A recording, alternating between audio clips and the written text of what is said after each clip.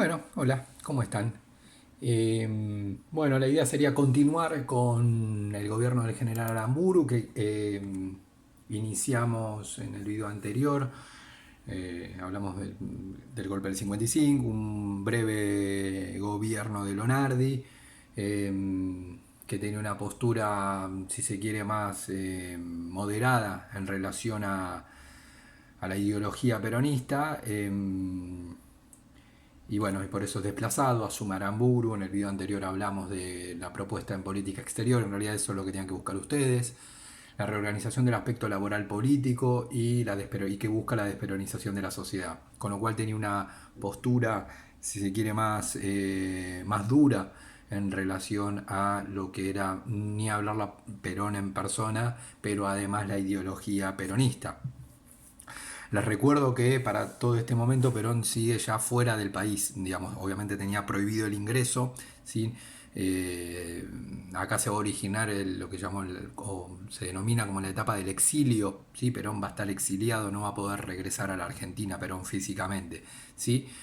Este exilio va a ser algo muy importante a tener en cuenta en el sentido que va a guiar la política argentina durante años, ¿sí? Décadas en realidad. Perón no va a poder pisar el suelo argentino. Para que ustedes se den una idea, no hace falta que lo registren ya, pero para que tengan una idea que es importante, el golpe se da en el 55 y Perón retorna a la Argentina, se le habilita el retorno a la Argentina en 1973, ¿sí? Es decir, de 13 y 17, 5, 6, 7, sí. 8, 18 años, ¿sí? Después eh, se le habilita el regreso a Perón a la Argentina, ¿sí? Todo lo que nosotros vamos a hablar ahora, Perón físicamente no va a poder ingresar al país. Bien, las consecuencias de esa política, sobre todo en lo que tiene que ver con la desperonización y la reorganización del aspecto político laboral, va a generar fuertes consecuencias. Eh, la primera consecuencia sí tiene que ver con que surgen lo que se denominó los comandos de la resistencia peronista, la etapa que se denominó dentro del peronismo como la resistencia, ¿sí? Obviamente resistencia a esta política antiperonista de desperonización que estaba llevando adelante el gobierno, surgen los comandos de la resistencia.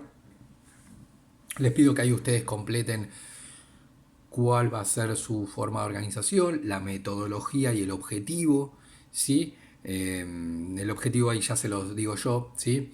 Y después les queda la tarea de realizar un texto explicativo a partir de los siguientes términos: identidad, militancia, paradoja, desperonización, eh, refuerzo y peronista gobierno, ¿sí? Eh, sí,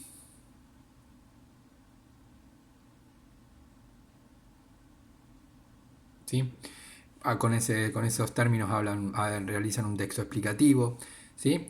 Voy a dar el tema del objetivo, que obviamente los comandos de la resistencia peronista están vinculados a sectores vinculados al peronismo, ¿sí? Y sobre todo, digamos, sectores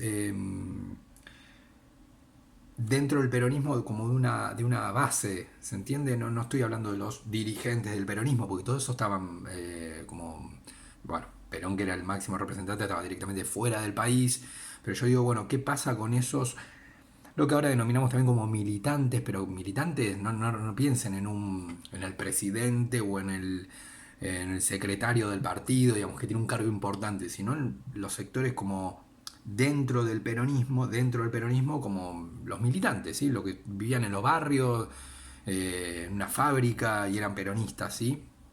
Digamos, no es que vivían de un cargo político, sino como en los sectores, si se quiere, no es que eran diputados o gobernadores o intendentes, sí, que tenían un cargo político importante, sino que digo las más bases, ¿sí? Cuando digo bases, digo dentro del peronismo como las más bases, los más bajos, ¿sí? Aquel que tenía como, y era públicamente reconocido en ese barrio por ser peronista. Bueno, bueno, ahí en esos grupos se comienzan a organizar los comandos de la resistencia, ¿sí? Eh, Entonces ahí yo les pregunto, bueno, ¿cómo se van a organizar esos comandos? ¿Cuál va a ser la metodología? ¿Qué objetivo van a tener? Ahora eso lo voy a decir yo y después ustedes realizan el texto explicativo. El objetivo va a ser claro. Si el objetivo es el retorno de Perón a la Argentina, ahí comienza un objetivo que va a guiar mucho de esos 18 años de los cuales nosotros hablábamos antes. ¿Sí? Va a ser uno de esos objetivos de los sectores peronistas, va a ser posible el retorno de Perón al país. ¿Sí? Perón va a estar un tiempo en Paraguay, que después, si mal no recuerdo, en Venezuela, sí, en Venezuela está también, y después como gran parte del tiempo lo va a hacer en España. ¿Sí? Va a vivirse como que se va a instalar en España. ¿Sí? Bien, ya sabemos el objetivo de los comandos y ahí, claro, lo que quedó en pie, el partido estaba totalmente prohibido y desintegrado por la acción del gobierno. Si no podía funcionar, el partido no se podía tener locales o sacar un diario o hacer actos, todo eso estaba prohibido. Entonces, ahí lo que comienza a suceder es que el gobierno no se anima a anular los sindicatos, que era el otro sector importante del peronismo, los sindicatos. ¿Sí? El gobierno con eso no se deja los sindicatos, prohíbe el partido, pero deja los sindicatos. Entonces los sindicatos vinculados al peronismo, ¿sí?, comienzan como a ser la voz del partido, la voz del peronismo, porque existían, ¿sí? Es decir, tienen como una representación, eso también lo completo yo, una doble representación política, porque va a funcionar, no como un partido, pero bastante cercano, porque el partido estaba prohibido, entonces como que esos sindicatos peronistas se transforman en la voz del peronismo, ¿sí?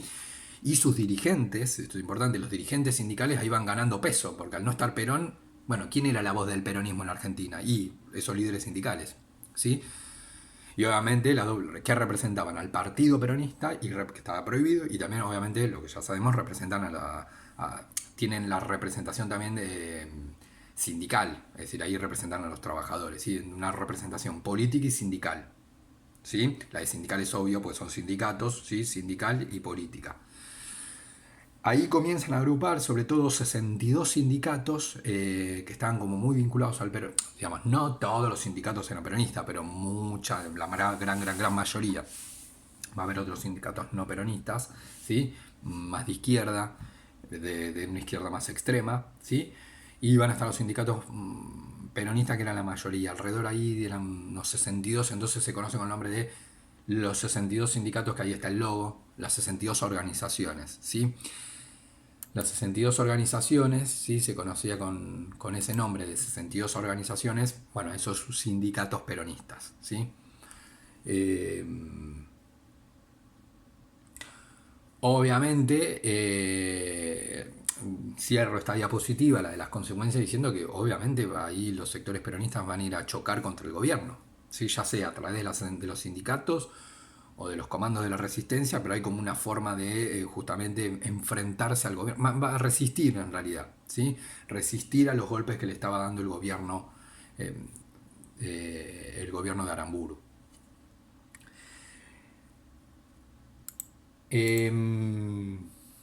Creo que ahí había alguna actividad. Estoy chequeando una cosita en la diapositiva. No, bien. La digo yo entonces. Yo pensé que la había dejado. Bueno, había una pregunta y no importa. Bueno, la digo. Digamos que a fines del... sí, 58, ¿sí? Ay, bueno, me están llamando por teléfono, perdón. Ahí vuelvo a reiniciar el video después.